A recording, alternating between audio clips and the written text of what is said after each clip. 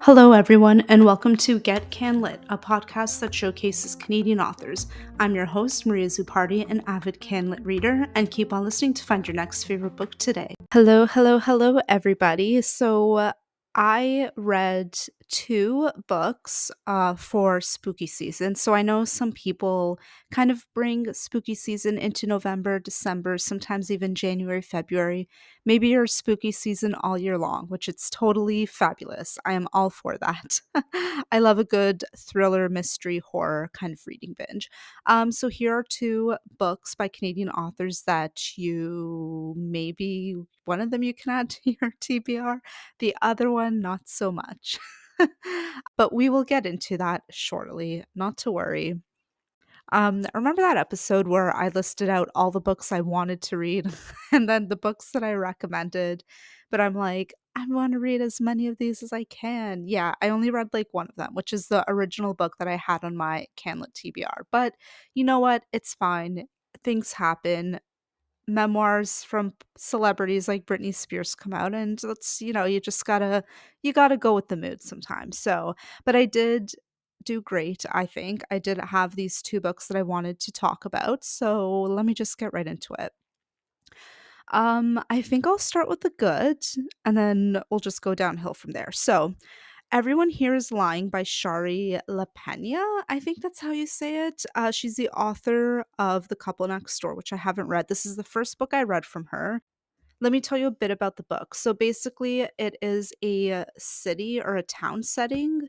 It's set in a neighborhood, which can be any neighborhood in North America, pretty much.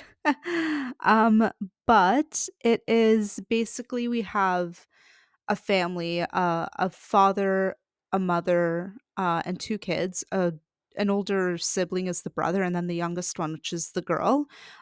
It's brought up repeatedly throughout this novel that the girl has, like, ADHD, she's tends to lie and all that stuff, so I feel like there's a lot of clues left in this book that lead up to the ending, but anyways, about the book. So basically, the father, his name is William, he's having an affair, and it ends suddenly. One day he's a doctor, or he works out of the hospital. He's probably a surgeon or a doctor, obviously. And he's having an affair with a woman in the same neighborhood, literally on the same street, because it's like a long ass street in this neighborhood. And he gets home early, and his daughter is there. They get into an argument. He hits her, he leaves, and then she goes missing. Like, nobody can find her. Nobody knows what happened to her. The cops are called in, obviously, detectives. And it's just this whole family drama of like, obviously the father's getting found out about cheating, and is that an angle? Was that a motive? Everybody's lying, literally. It says it in the title, but we see these characters lie repeatedly. And it was really, really good. It was such a great introduction for me to Shari's work.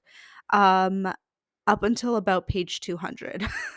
And then after that, we go in this whole different angle of the book. Like, also, if you don't want spoilers on this book, just kind of skip ahead to further in the episode. So we find out that the girl chose, because she was so angry at her father for hitting her, rightfully so, as kind of like a get back, she goes to like a neighbor's house who she's been secretly meeting with for the whole summer.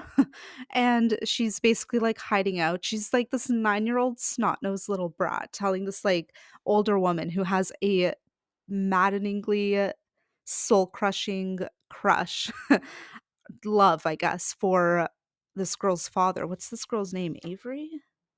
Yes, Avery goes to this woman's house who has a huge ass crush on Avery's father at the hospital, but this woman knows that he's cheating on the wife, and she's like all jealous and shit. So it started out with when Avery went to this woman's house that like, I'm just gonna hide out here for a couple days, make my dad feel totally terrible about everything, and maybe he'll get blamed for stuff or whatever, like whatever's in her 9-year-old brain. But then it does turn out that the woman has no intentions of letting Avery go, because like she's been doing her own like side stuff, and causing shit and lying. And it's just, anyways, it was a mess. And I don't know if I'm all for this like evil child angle when we don't see the child being evil throughout the whole book. It just makes it feel so disjointed, like just something that's supposed to shock you, but it's just like so left field or it comes out of nowhere almost that like you don't know how to react. So that's why I think like it was good, really great up until page 200, which is when it was revealed that the girl was like safe and she wanted to be hidden away. But then yeah, like it's just the whole evil child angle. Like their first novels are really, really great, and then it just kind of like slowly just like goes downhill from there. Because again, like there's less editorial attention, it's more of a marketing thing, whatever. So I think that for the next book I read by this author, because again, I really do want to read it. The writing is good. It's just like I wasn't a fan of the ending. I'm gonna start with like one of her earlier novels, maybe her debut, because I feel like that would be a much better book to read, or at least I'm hoping so. Like we don't have that full story going in besides like we're seeing Avery from her parents' eyes and how, she has ADHD, lies, like I said before, all that stuff. So, I'm not mad at it. I'm just a little disappointed, but other than that, I recommend. So again, that was Everyone Here is Lying by Shari Lapena. I think people have told me that The Couple Next Door was their favorite, or maybe one other. I can't remember the title of it. Do they have a list of her books in here? Oh yeah. I have, oh, actually, I do have, I think it is An Unwanted Guest on my TBR. But yeah, then The Couple Next Door was her debut, and then A Stranger in the House. I think that's the one people said they really loved a lot. If you are here for the horror, spooky vibes any time of the year, you might like that outside of Halloween. I read Hemlock Island by Kelley Armstrong, and I will say it is very spooky. I was literally terrified. Yeah. So this one, this book is about a woman called Delaney who married a rich guy and he gifted her this island. So now they divorced because of like pandemic and, probably like an Ariana Grande situation. They just realized that they didn't work out in marriage right now. So they're just divorcing. So in the divorce, she gets the island. But obviously she's not rich. Like she has to keep it up somehow. So she rents it out to people. On top of that, her sister died. So she is now taking care of her niece, who lives with her full time, and so that's why she also rents the island because she needs money. Like it's just an expense. She has a lot of expenses. She's got a kid to raise, not a kid, but like a teenager to raise and all that stuff. So the problem is that the people have been staying at the island. They've been reporting some weird ass shit. Like, what does this say here? There have been broken belongings, campfires that have nearly burned down the house, um, which is now escalated to like bloody bones, hex circles, like real witchery ass stuff that is just I can't. Yeah. There's been like blood and nail marks in a closet that was found, which led a group of guests, like of doctor's family, to like leave the island and call her and say like, what the fuck, basically. So she goes to investigate. So she takes her niece with her. And right before, because it's an isolated island, like there's no service or anything. And right before they take a boat to go to the island, her ex-husband and his sister meet them there, and they're like, we're gonna come with you, kind of thing. But also the sister and Lainey are friends. They were all high school friends. So it's all like very happy. They had a good divorce. So it's not like she hated him being there or anything. And then the problems start, obviously, and tensions rise. There's a couple of other people who join on the island randomly. It's just, it was a lot. But anyways, like I did mention, the horror aspect, the witchy, possessed, I want to say, aspect is really well done. I really did enjoy that. I was terrified, but it was cool. The thing is, the writing was a little bit annoying. There was a lot of dialogue in this book, which is just, it just seemed so blah. Like I wasn't too crazy about the characters. I didn't care for their situations. And when the big reveal happened of why these other two people had joined, like they're like the how they all connect these characters. I'm just like, I don't care about this at all. It was sad, but like I at that point I did not care. And then the thing that I get, maybe it's just me with like authors and white authors writing BIPOC characters and just I don't know, I feel like sometimes it seems obvious that an author writes like Kit, is that the husband's name? The ex-husband? Let me see here. Yeah, so Kit and his sister Jayla, like they're black. There was something else. Oh, it was like a oh my god, the way that this island was explained at the ending with like the oh god, like not a phantom, but like with the spirit that was obviously haunting the island. That's a spoiler, sorry. It's just like it was very much it seemed to me that it was very much touching on like because like it was like indigenous to the island kind of thing, so it was like my island, like it just seemed very obvious of like mirroring indigenous issues with like obviously Canada and the land, and we all know about that. So I just felt like as a white author, it's not your place to like I don't know, just to like turn it into something horror. It's just like I don't know, it just seemed weird to me. So I think that's at the end, it's just like what really annoyed me the most. It's like it just seemed so obvious that you were just that Kelly Armstrong may have just been writing um like BIPOC characters just like for the sake of it to have it in the book, you know? I don't know, maybe I just get weird about that sometimes, but it just seemed it just wasn't it's not my favorite thing to read when it's like a white author. So yeah, that's why I didn't I mean, besides that, obviously just the dialogue and the writing itself, like the spooky, scary, terrifying scenes, like yes, those were written really well. Like they definitely conveyed the emotion that you were supposed to feel when you were reading those sections, which was fear. But other than that, again, like the dialogue, the just the situation, like the plot, I'm just like I didn't care for it. So yeah, if you do want to read the book for the vibes and if you do want to be spooked, then Hemlock Island by Kelly Armstrong is a good recommendation. Maybe don't buy it because it's hardcover and very expensive. So maybe just borrow it from your library, or like maybe you have a NetGalley widget somewhere and you didn't know that, so you can just go read it.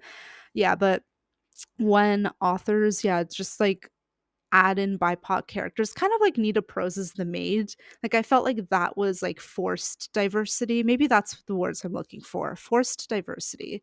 That's how it felt with Hemlock Island. So it was just a bit of a letdown in that sense. But yeah, that's it. Yeah, that was 2 books. So I feel like that was a downer. All right. Those are the 2 books that I read for spooky season that you can add to your TBR or not. Proceed with caution for especially Hemlock Island. I know I pulled books out of the CanLit TBR jar last week or last episode. Um Clearly I haven't talked about it yet. So I have not read those books, but I see that I have a lot of unread Canadian NetGalley books on my NetGalley. So I'm just trying to like get that kind of going. Trying to get my review percentage up because we know that it's important for others. But I feel like sometimes with companies, as long as they see that you wrote a recent review, then they'll approve you. At least that's how I work off of NetGalley when I'm approving requests. But yeah, but right now I am reading The Definition of Beautiful, a memoir by Charlotte Bellows. I have no idea why I requested this on NetGalley. It is kind of depressing. It's a memoir from definitely okay, so it's like a coming of age memoir kind of this woman, Charlotte Bellows, recovering from an eating disorder, anorexia. So it's really heavy, but it reads quickly. It's published by Freehand Books. So I feel like this book is like the kind of resource that libraries and booksellers would have on hand for like parents But even though, like, it's at a teen level for, like, kids for teenagers to read. But it seems good. I mean, I'm interested. It's a quick read, so that's what I love about it. So I've got that. Let me see what else is on my NetGalley. Oh, I bought this is terrible. Let me hold on. I need to the books are far from me. Alright, so on my NetGalley, but I bought it, in person because I don't know, I felt like owning these books. I have Carrie Clare's Asking for a Friend, which is in this poignant and sweeping novel from the author of Waiting for a Star to Fall. Two women, best friends, must learn how to navigate life, love, and their ever evolving friendship. I feel like Carrie Clare is a cool person in CanLit, so I'm like, you know what? Let me just buy the book. Who cares? But I also have it as a NetGalley widget. And then I also bought, I don't know why I bought this book because I didn't really like the first novel, but honestly, it's a pretty book. The Whispers by Ashley O'Drain. I feel like I'm the last person in the world to read this, but it's fine. And I'm hoping this book is much better than The Push. So yeah, but I also have a NetGalley widget for it. The thing is they're expired, so even if I wanted to download them, I can't.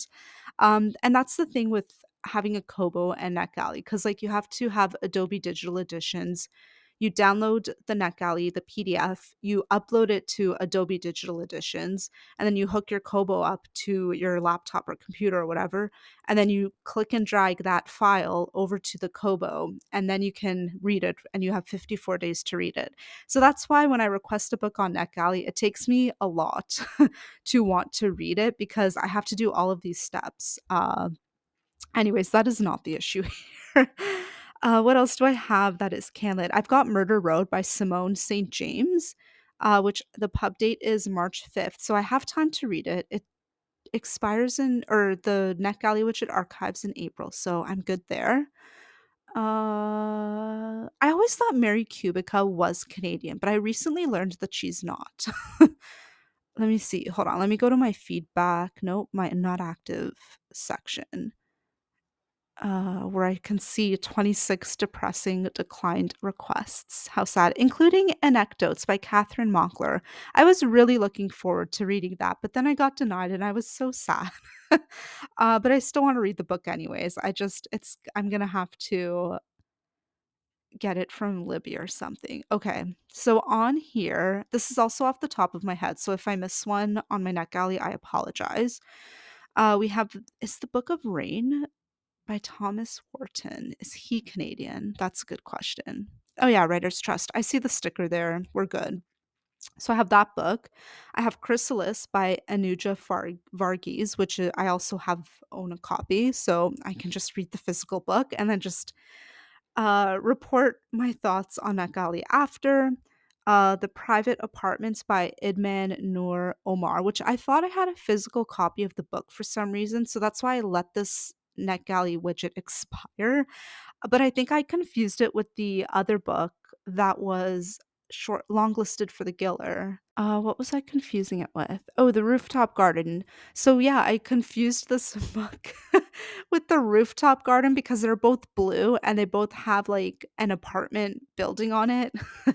But like this is red, see now, and the other one, the Rooftop Garden is, like, blue, so that was my bad, but I'm still gonna probably, again, borrow from Libby, The Private Apartments, because it does sound good. Next up I have is Much Ado About Nada by Uzma Jalaluddin, which I borrowed it off of Libby, but I don't think I can re-borrow it again because it shows, like, that the file has already been downloaded. It's very strange. Maybe NetGalley, or not NetGalley, maybe Kobo has updated that, but if you let your Libby hold or whatever expire on your Kobo, you can't read it again until like, unless you buy it basically. Because when you borrow it again from Libby, it just loads up as a Kobo preview. So annoying. Uh Next up is Nothing Good Happens in Wazirabad on Wednesday by Jamaluddin Aram, which I have a physical arc of. So yeah. Next up, Daughter by Claudia Day, which I almost bought, but then I'm like, am I really gonna read this hardcover? And then I decided no. So then that's when I bought The Whispers by Ashley O'Jane instead.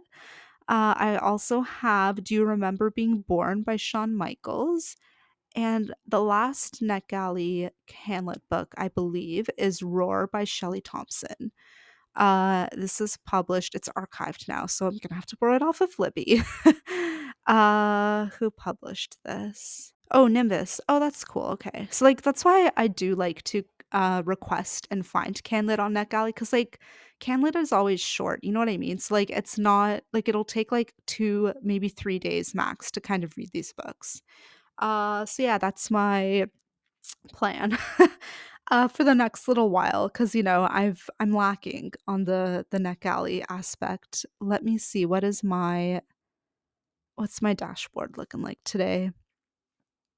Can I just say how hard it is to find Canadian authors? Because like they never have like an about the author section on NetGalley. So like you can't see like that last line in everyone's bio of where they live. You know what I mean? So like it's just kind of a little bit hard to find Canadian authors on here unless like you again specifically look at the Canadian publishers list. But who's got the time for that all the time? I just wanna scroll and see Canadian or, like, even at Indigo has a little Canadian flag on it and just like, "Okay, Canada, great, I can remember this book." Anyways, so my feedback ratio right now is 56%, so not bad. Shout out to the Dundurn books because, like, because I obviously have myself auto approved for those, and when I've read them, I just, like, get them, and then I just, like, leave a 100 character review because those reviews go to me anyway, so it's not like it matters. So yeah. Anyway, so that's my strategy on NetGalley for the next little bit.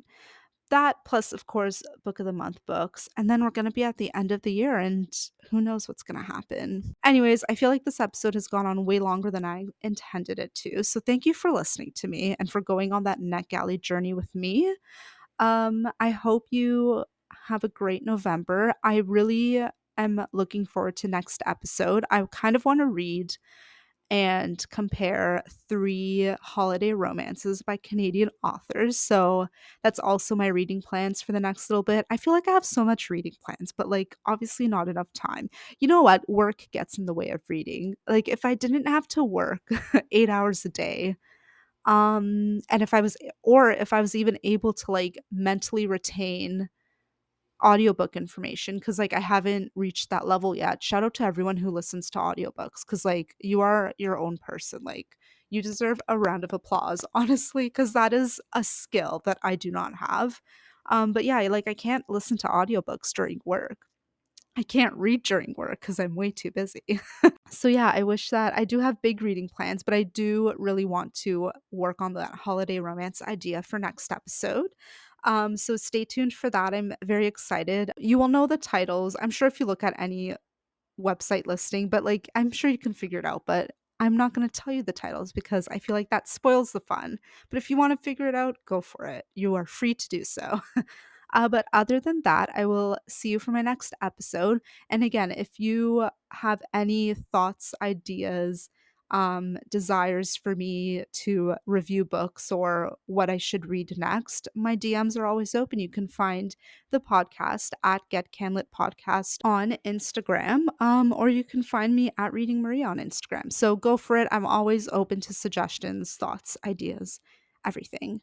But yeah, other than that, have a great November. Keep reading CanLit, and yeah, see you for my next episode. Thanks for listening to the Get CanLit podcast, a show that's all about what Canadian authors you need to read next. Don't forget to rate, review, and follow on your favorite platform, and watch out for new episodes every other Tuesday. You can find me on social media at Get CanLit Podcast on Instagram and Facebook, and at Get CanLit Pod on Twitter. Thank you, and I'll see you next time.